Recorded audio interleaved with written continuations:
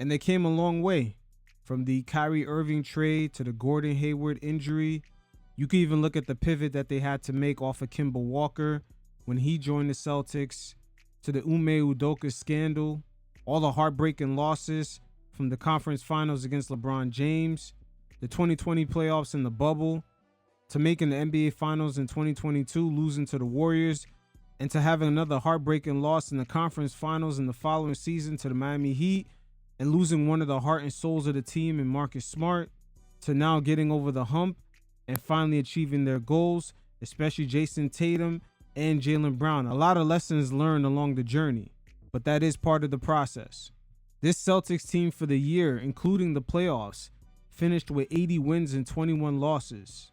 And even though some would say they caught a few breaks in the playoffs, not going up against Donovan Mitchell, fully healthy, they missed out on Jimmy Butler and a few games with Tyrese Halliburton, their young dynamic duo in Jason Tatum and Brown still showed the many lessons learned throughout their journey. The execution, the playmaking, not settling for shots. The bad times were a good thing for these guys. And you can see the perseverance and grit that shines through them. And any one of these guys could have won MVP. And this Celtics team is misdiagnosed in this era, as they should be judged as one of the best ensemble casts in NBA champions history, along with teams like the San Antonio Spurs of 2014, the 1984 Boston Celtics, the 1979 Seattle Supersonics, the 2004 Detroit Pistons, and the 2011 Dallas Mavericks. The archetypes of those teams, having numerous players who can average double digits in the finals, is the proper way to put this 2024 Boston Celtics team into proper context.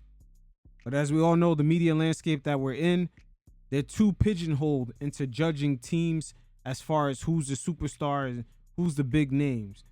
And due to the NBA having a more talented global pool to pick from in every single draft going forward, especially with these new CBA rules, the way the Boston Celtics are constructed will be the new wave of how some of these championship contending teams should be built. The influx of so many players defending multiple positions, having multiple skill sets, and having offensive versatility as far as finishing at the rack and making three-point shots. A job well done by the Boston Celtics. Their front office had to pivot in so many different ways, and we'll see if they can keep these boys together.